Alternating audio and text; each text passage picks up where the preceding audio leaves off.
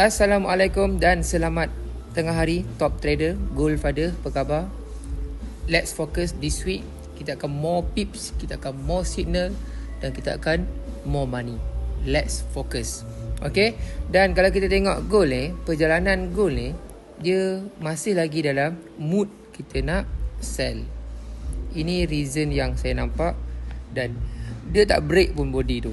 Kalau body ni dia break ni, baru saya akan looking forward, saya nak looking lagi untuk saya nak buy.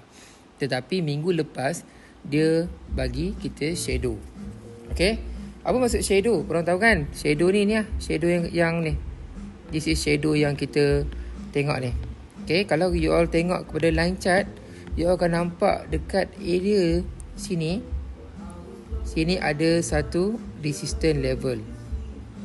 Okay, 196017 dengan area sini. Okay, 1957.18.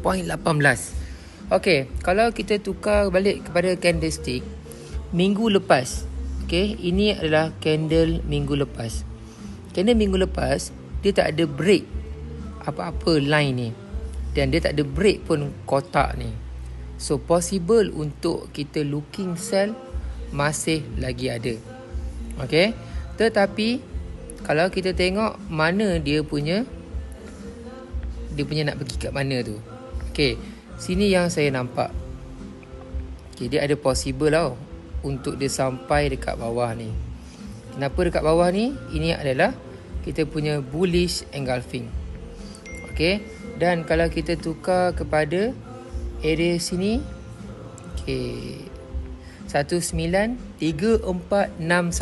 Ini adalah candle dominant candle.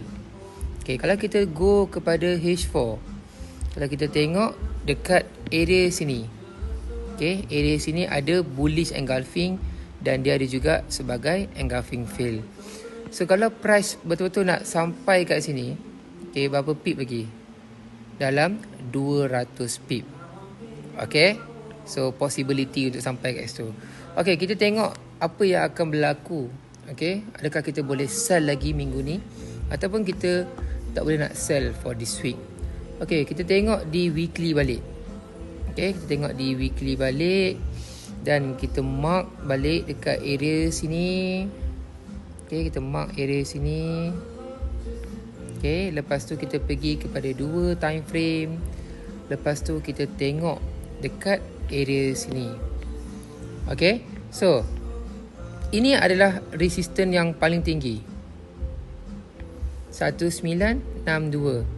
Okay, 1962.56. Dan ini adalah second resistance, 1959.31. Dan sini adalah kita punya third resistance.